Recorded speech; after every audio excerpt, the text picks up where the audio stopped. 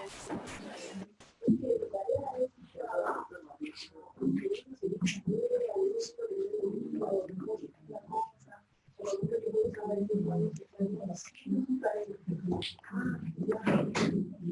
continuación se presenta la siguiente ponencia, denominada La investigación en estudiantes universitarios, necesidades reales para la construcción de un programa de investigación formativa. Los ponentes son la licenciada Norma Sánchez Vázquez y la magíster Jenny Rivero.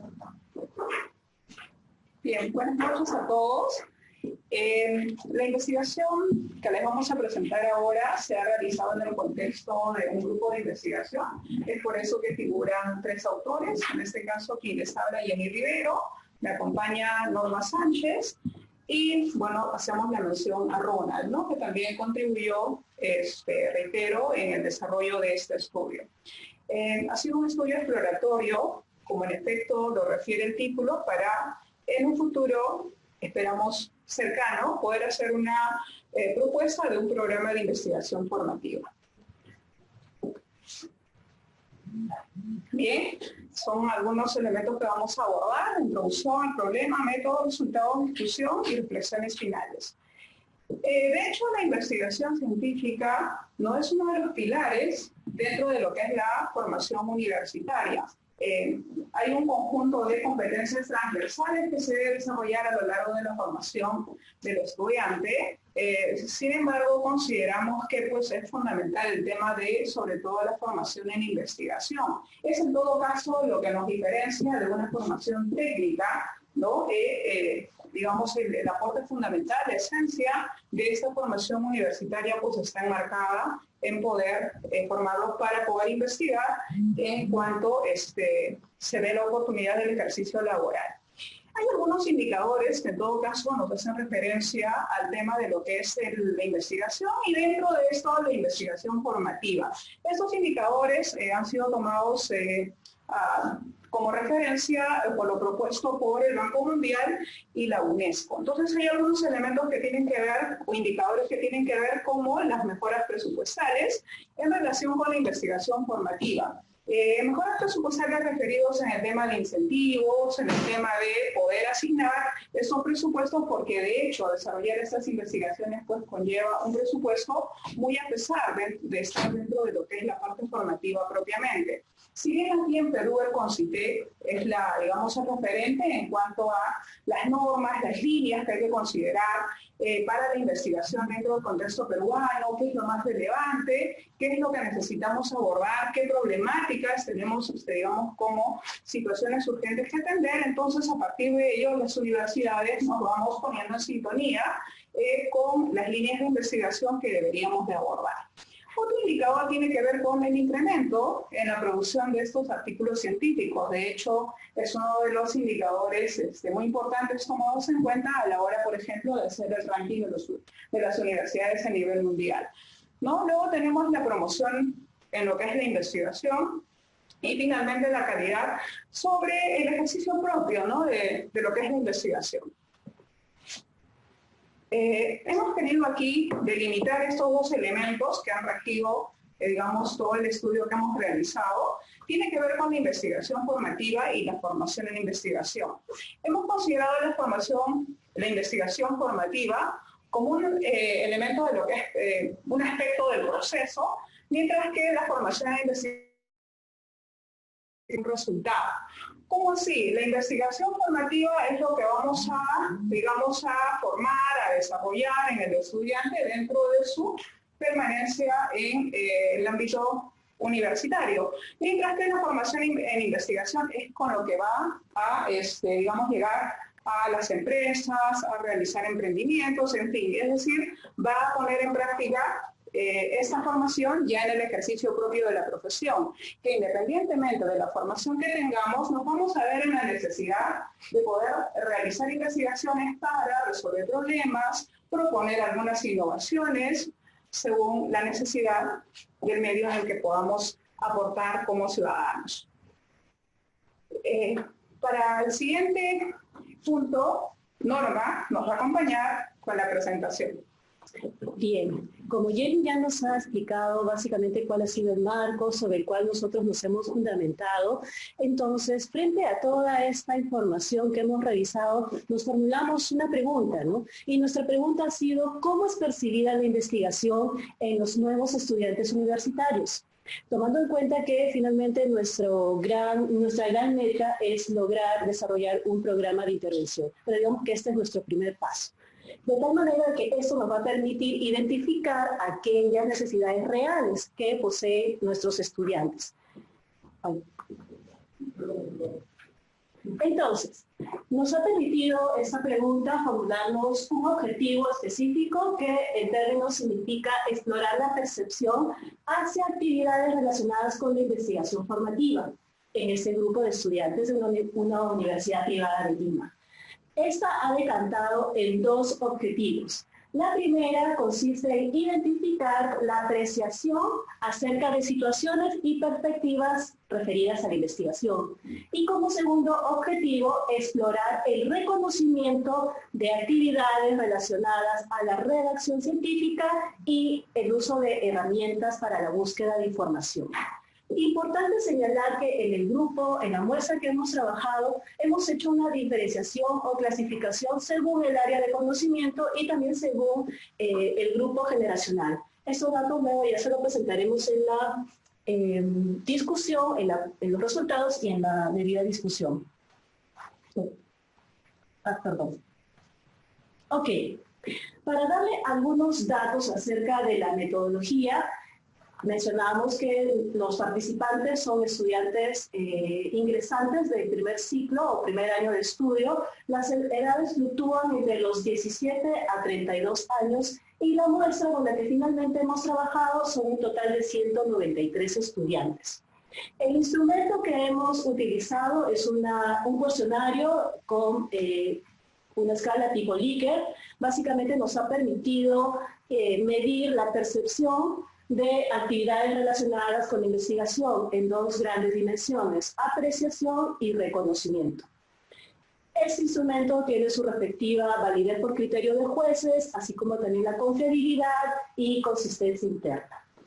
En cuanto al procedimiento, se han considerado los respectivos permisos y autorizaciones de los directores o personas responsables de los programas en los cuales se ha hecho este estudio, el consentimiento informado con los participantes y finalmente la aplicación ha sido de manera colectiva.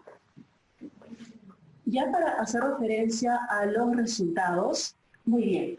Primero vamos a comentarles que recordemos que son dos grandes dimensiones que hemos evaluado. La primera es en relación a la apreciación con respecto a situaciones y perspectivas de la investigación.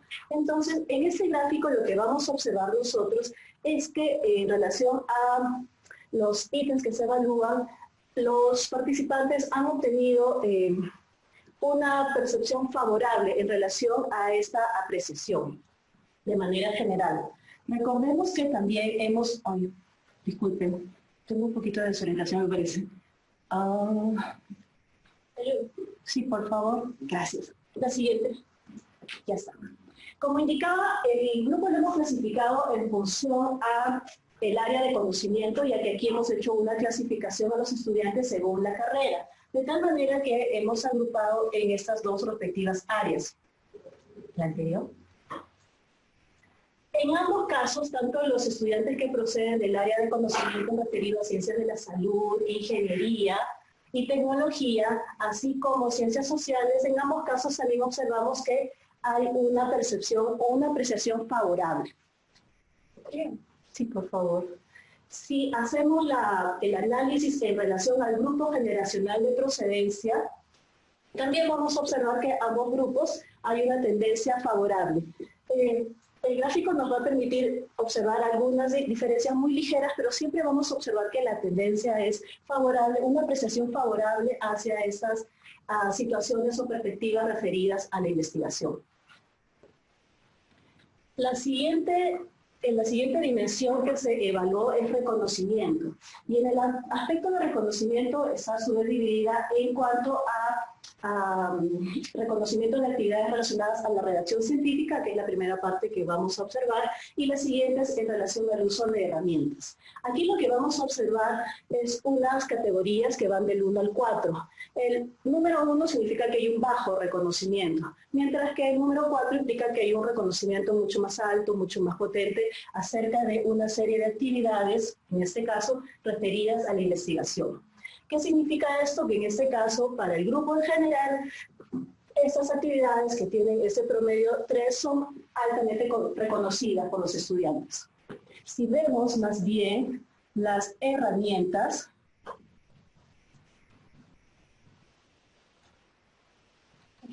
perdón, vamos a seguir la misma lógica acerca de las áreas de conocimiento. Si hacemos una comparación entre los estudiantes que proceden del área de ciencias, ingeniería y tecnología versus los estudiantes procedentes de carreras afines a ciencias sociales y humanidades, también vamos a encontrar un comportamiento bastante similar. Sin embargo, una ligera diferencia en que los estudiantes procedentes de ciencias sociales tienen un mayor reconocimiento en estrategias y técnicas referidas a la planificación y estructuración de textos, así como a técnicas referidas a la redacción. Ahora sí, vamos a ver cómo va este aspecto en relación al grupo generacional, ¿no? También vamos a ver un aspecto, digamos, diferente en estos dos puntos que tienen que ver con la planificación y estrategias referidas al uso de los textos.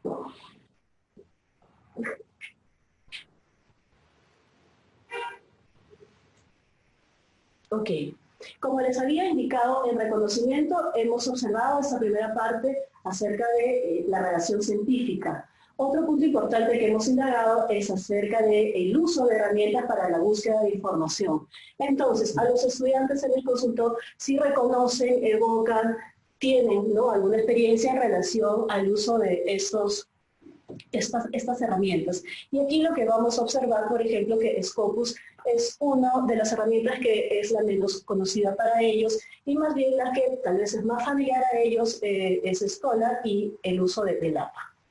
Si hacemos también la observación acerca del grupo de procedencia en función al área de ciencia y tecnología y ciencias sociales, también encontramos algunas ligeras diferencias en cuanto al uso de Google Scholar y el APA.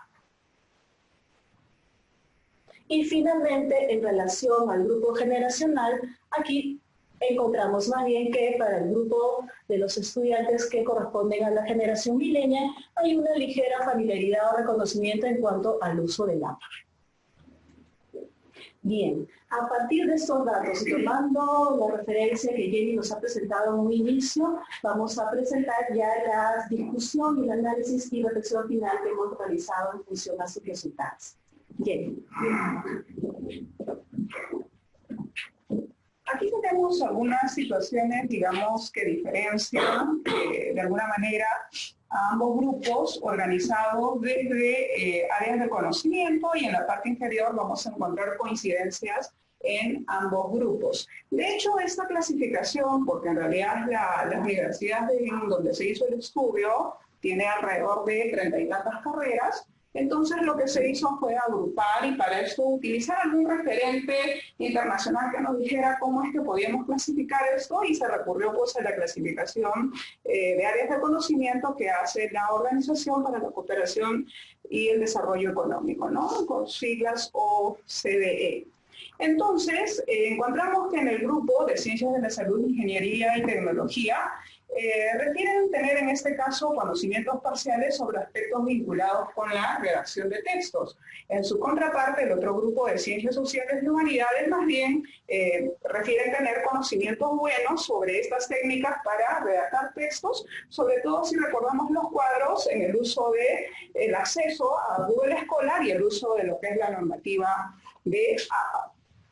Sin embargo, por reportes, información de CONCITEC, la producción científica aquí en Perú tiene, digamos, un mayor nivel de producción en este primer grupo. Tanto así que la relación es casi de 3:1. Esto implica que por cada 3 artículos producidos en esta área de conocimiento se produce una dentro de ciencias sociales. A pesar de que, digamos, dentro del grupo que se ha investigado hay digamos, un conocimiento mayor respecto de el uso de estos elementos que tienen que ver con la redacción. Pero sin embargo hay que ver, digamos, como un elemento potencial precisamente para elaborar estos programas, ¿no? De modo que nos permitan recoger y usar esta potencialidad que tiene este grupo y que tampoco se está abordando, digamos, investigaciones en torno a lo que es la parte de ciencias sociales y humanidades.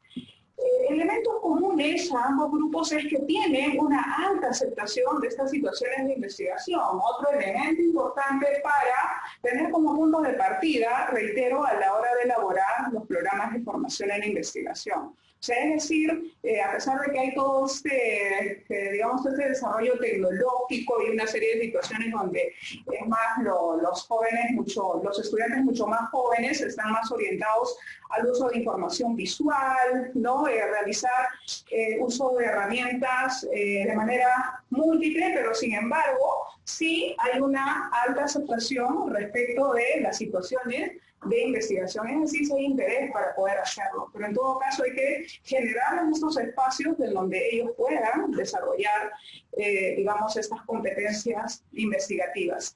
Y claro, también hay un alto porcentaje de estudiantes que de alguna manera tienen referencia de lo que es EBSCO y Web of Science como elementos principales y fuentes válidas para poder acceder a realizar una búsqueda de información a la hora de poder aplicarlas en algún contexto.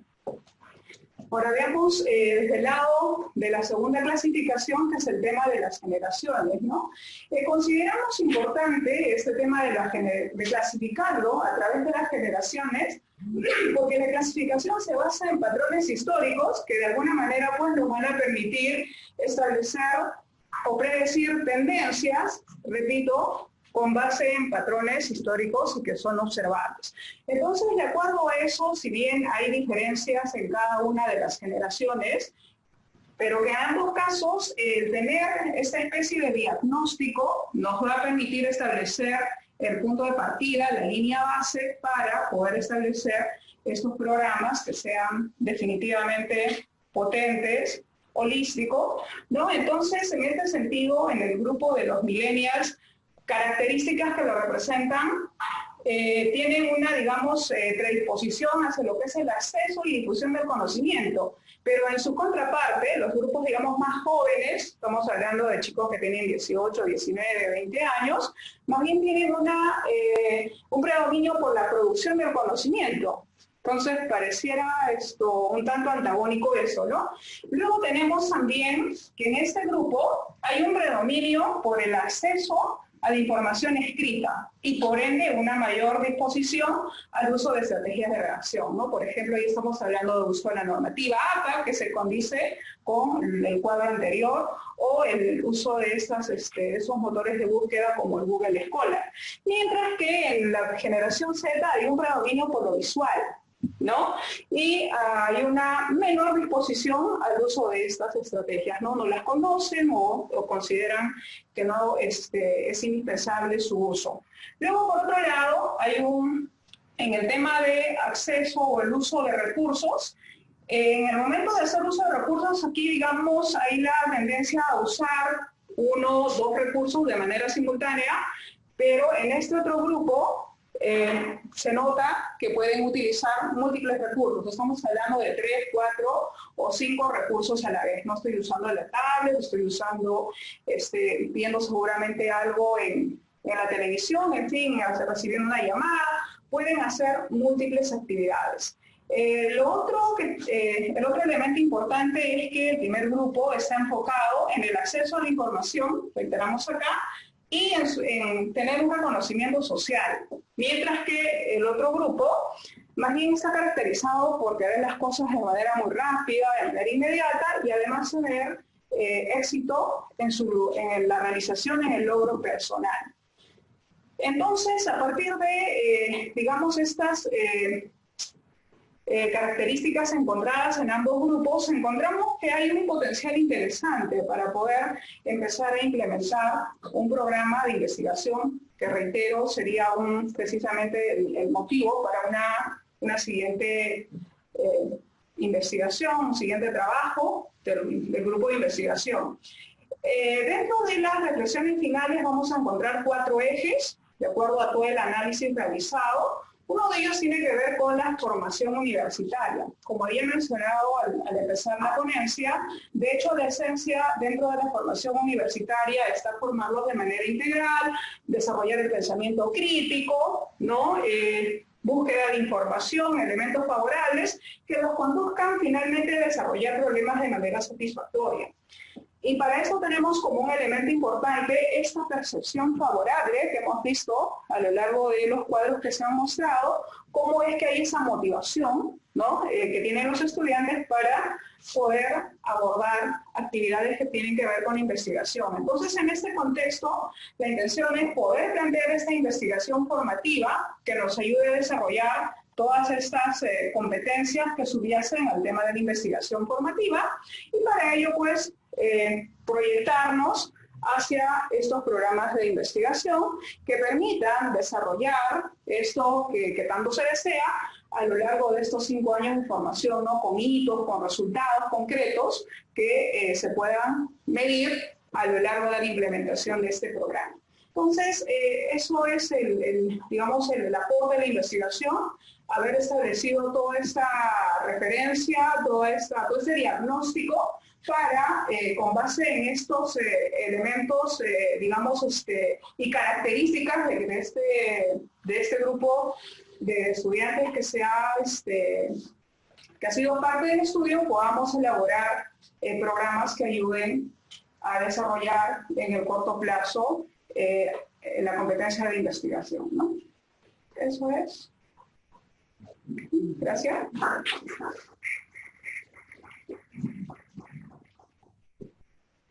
Bueno, algunas referencias, disculpen, que están allí y unos anexos, ¿no? Tenemos por aquí una pregunta. Sí, claro.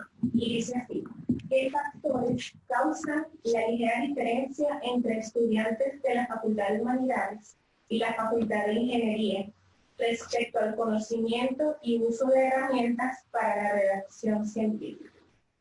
Bien, en realidad el estudio se ha realizado, es una pregunta interesante, ¿no? Porque el estudio se ha realizado en estudiantes de primer ciclo, que digamos todavía no tienen el sesgo de haber sido formado más en la parte de ciencias duras, por así decirlo, y la parte de ciencias blandas, que estaríamos hablando de las ciencias sociales, ¿no? En educación básica, ¿no? El Ministerio de Educación en Perú, por lo menos, establece un patrón de formación tanto para colegios privados como para estatales, donde ya cada uno, digamos, hace su diferenciación. Entonces, asumimos que estos intereses básicamente radican a partir de experiencias personales y de interés propio. Gracias. ¿Sí?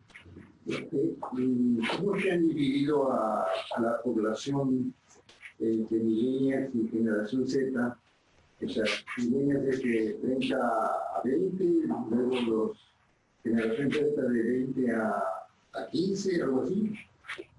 Sí, en realidad hay un rango de edades que se establece, y de hecho antes de esto incluso está la generación X, que creo que es a donde pertenecemos la gran mayoría de nosotros, y seguramente personas un poquito más mayores a los baby boomers. Entonces sí, esta es la referencia que se ha establecido, y bueno, hemos tomado como fuente a Stanley.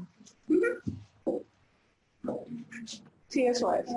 Estudios realizados y publicados en el Harvard Business Review, ¿no? Tomamos como referencia para la clasificación.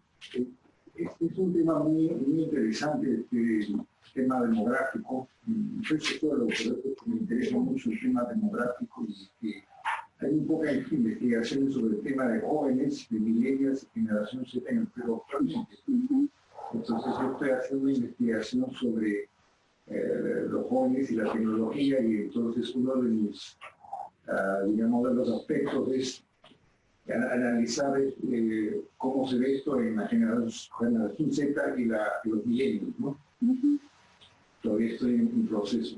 Oh, qué bueno. En realidad, es verdad, hay estudios que incluso hacen referencia al tema de preferencias laborales, preferencias por cierto tipo de actividades, pero son más estudios en contextos internacionales. Pero es verdad que dentro del contexto peruano no hemos encontrado un estudio y que, por ejemplo, sería bueno. Y es que precisamente las estadísticas nos dicen pues, que en el campo social hay poca investigación, ¿no? Entonces sería bueno empezar a implementar programas desde la universidad, pero que también potencien este otro aspecto de la parte social, que al parecer como país no le estamos dando demasiado énfasis, sino estamos más orientados a la parte tecnológica, no a la parte de ciencias de la salud, pero no deja de ser importante este otro aspecto porque saber tendencias que puedan tener estos jóvenes, prácticas que puedan tener estos jóvenes, nos ayuda a poder encaminarlos mejor y generar cualquier tipo de programa formativo.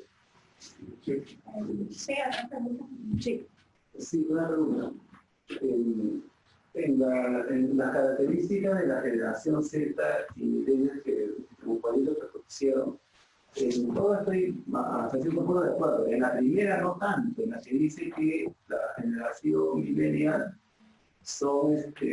adquieren y transmiten el conocimiento, pero en cambio la generación de los millennials, la generación Z, producen conocimiento. Un joven de 17, 18 años que está recién en la universidad, al contrario, son los especialistas en papel y pegar, no sé hasta qué punto producen conocimiento, o sea, ahí no me queda muy claro.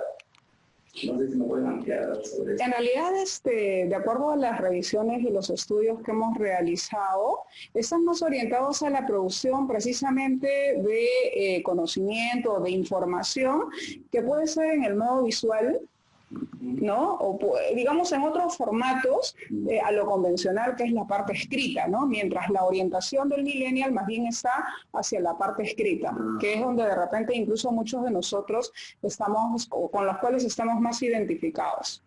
Ahora, claro, que esto sea discutible, mira, pero cumple con estándares, cumple con tales cosas, puede ser discutible, ¿no? El tema de los millennials, porque precisamente por la referencia que haces, tal vez no tienen tanta experiencia en tomar en cuenta normas, en tomar en cuenta estándares y situaciones, pero sin embargo, al parecer están con toda este ímpetu y esta energía de producir. ¿Alguna otra pregunta? Por otro lado, ¿qué herramientas podrían ser o son útiles para la redacción científica en los estudiantes de pregrado? ¿Qué herramientas? Norma, A ver, pensemos cuando en el instrumento se ha planteado en términos generales herramientas que utilicen para la redacción. Si no me equivoco, mi querida Eva, ¿me puedes ayudar a mostrar el gráfico referido a las... A ver, ¿me dicen hacia acá? Sí, por favor. A ver, si no quiero... puede ser esta. Sí, básicamente aquí en realidad nos hemos concentrado en una serie de... Genial. Aquí hay dos elementos en los que nos hemos concentrado en cuanto a la dimensión de reconocimiento, ¿no? Uno son el grupo de actividades y aquí estamos tomando como referencia una serie de herramientas que vienen a ser buscadores o en este caso normas, como en el caso de App o Vancouver, que sirven para finalmente seguir una serie de reglas y normas al momento de redactar, en este caso, trabajos de tipo académico, ¿no? Nos hemos concentrado en ese tipo de herramientas, más que, si queremos decirlo, no es una, digamos, para no confundirnos, no nos referimos a herramientas o estrategias para desarrollar la competencia de redacción, ¿no? Tal vez para precisar que eso, digamos, son aspectos que se desarrollan, por ejemplo, cursos de estudios generales o de formación básica, ¿correcto? Que son las competencias básicas que se desarrollan en los primeros semestres, ¿no? Aquí, a herramientas de búsqueda nos estamos refiriendo a una serie de recursos que utiliza un estudiante para contribuir en la redacción de sus trabajos académicos o tareas académicas, como sucede en los primeros ciclos, ¿no? Ya se le pide al estudiante que se familiarice con la normativa APA o que realice la búsqueda en fuentes confiables. A eso nos hemos hecho referencia a herramientas y recursos o estrategias para la redacción científica. Sí. Ok, gracias, más bien, nos sirve para hacer precisiones. Sí, Ángela, y creo que luego continuamos. Sí. Es fascinante el tema justamente de investigación, porque ese es el reto que tienen ahorita los alumnos que están terminando y tienen el tema de las tesis y todo eso, y están como que, ¿cómo hago? Y es cambiarles la mentalidad, que no sea algo feo, incómodo, pesado, sino al contrario. De pronto, me parece interesante el hecho que vean esas fuentes. También yo los insto a que vayan a ver revistas, artículos, que vayan analizando a manera de tarea en los temas que les gustan, ¿no? Entonces ahí cómo conectar con ese deseo de investigar de verdad. Creo que cuando tienes un propósito, lo enlazas contra un interés de que lo pueda poner en práctica y le guste, funciona. Entonces, en el caso de los chicos de 23, 24, ¿qué cosas más podemos hacer los docentes para que ellos les encante investigar, les guste, lo vean como que algo natural, propio de cualquier ser humano? ¿Qué cosas nos recomendaría a los docentes? Bien, en realidad, justamente a partir de este estudio exploratorio, lo que se propone es poder implementar un programa que te permita lograr ir formando desde un primer ciclo hasta el 10º ciclo y de manera transversal, ¿no? De modo que independientemente de la denominación del curso que tengas, ¿no? Los resultados que quieras lograr, pero parte de esos resultados deben estar orientados a ir forjando, a ir desarrollando en el estudiante estas habilidades que finalmente le van a permitir producir o desarrollar alguna investigación. Entonces, no es que de pronto en un 9º ciclo, en un 10º ciclo, tengo que aprender cómo se usa la normativa APA y entonces solo en ese trabajo, solo en ese curso lo voy a usar, sino en realidad es ir logrando, digamos, ese desarrollo desde un primer ciclo. Es por eso que la necesidad de poder implementar un programa integral, ¿no? Que involucre toda la malla formativa del estudiante y se pueda ir logrando resultados de manera progresiva. Solo para algo pequeño, justo en realidad esta primera etapa es más bien para recoger información, incluso tal vez si nos ponemos a analizar, es un aspecto muy importante, o sea, Jenny siempre ha hecho la referencia a un diagnóstico, estamos dentro de un objeto de investigación, estamos tomando un aspecto muy específico, de hecho que podríamos ampliar la investigación con otros aspectos más para recoger, porque aquí lo importante es que justamente el reto que tú planteas es muy interesante, ¿no? Cómo hacer que el estudiante finalmente, de una manera mucho más natural, a partir de sus propias experiencias, de sus propias creencias, de su propia percepción, digamos, es un poco la idea que hemos hecho esta investigación, o sea, usar esos insumos para finalmente poder desarrollar este programa. Estamos como que en la fase, y más bien la pregunta que nos has planteado sigue siendo nuestro reto y es en lo que estamos todavía encaminados y tal vez ahorita no estamos totalmente listos para poder responder, pero seguimos incrementando, intentamos tener más claridad, porque está claro que conociendo mucho mejor a nuestros estudiantes, describiendo más claro cómo es su esquema mental, sus creencias, cómo él percibe, posiblemente vamos a tener luces más claras de cómo aproximarnos a ellos hacia el gran reto de la investigación. Sí, profesor. Para pensar, incluso la mirada tendría que ser más amplia. O sea, ustedes han hecho su trabajo en estudiantes del primer ciclo, ¿no? La mirada tiene que ser más amplia, tiene una política educativa del gobierno en la cual la investigación se proponga desde la secundaria, que los estudiantes terminen la secundaria presentando ya un trabajo científico, al menos con una variable, con 2 variables, pero ya deberían presentar los estudiantes. Pero esa es una cuestión ya de una universidad, que es cuestión ya de política educativa, ¿no? Entonces esa es la mirada mayor que tiene que dar. Pero el trabajo de ustedes, muy bien, un buen aporte. Bueno, gracias. Había una pregunta final. Sí. ¿Y cómo lo cerramos? Pero quiero felicitarlas, muy encantados con el trabajo de investigación. Quería consultarles si han incluido la posibilidad de buscar herramientas para el procesamiento de datos, como el SPSS, el para el enfoque cuantitativo y cualitativo, efectivamente. Les comento un poco, estoy haciendo mi tesis doctoral sobre la competencia 28 del currículo nacional peruano, que incluye lo que es la educación virtual, el learning, y estoy haciendo un enfoque mixto. Entonces, me ha interesado mucho este tema, incluso utilizo Science y Scope para buscar información, pero tal vez el tema también del procesamiento de datos, hubieran incluido una pequeña explorar ese aspecto. Nos parece importante, ¿no? Porque más nos hemos centrado tal vez en la búsqueda de información, pero no necesariamente en el proceso de digamos, herramientas para procesar la información, ¿no? Pero, claro, hay un salto entre hago la búsqueda y luego me voy a la redacción. Pero para la redacción indudablemente tengo que haber procesado mi información, ya sea cuantitativa o cualitativa. Gracias por el aporte. Te aseguro que los estudiantes no hubiesen sabido qué cosa es el SPSS.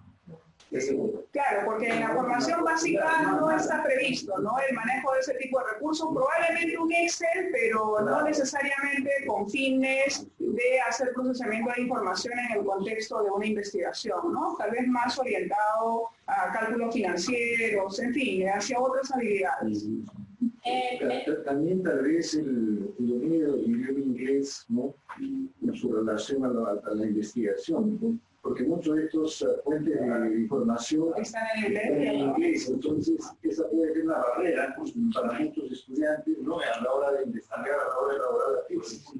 Entonces ya es interesante explorar ese punto, ¿no? Hemos recibido muchos insumos, María, para continuar con esto. Excelente. Excelente. Damos ya por terminada la jornada de preguntas. Gracias Jenny, gracias Norma. Gracias a todos por participar. Hemos culminado la jornada del día de hoy. Se les invita a seguir conectados el día de mañana a partir de las 3 de la tarde. Muchas gracias, que tengamos buenas noches.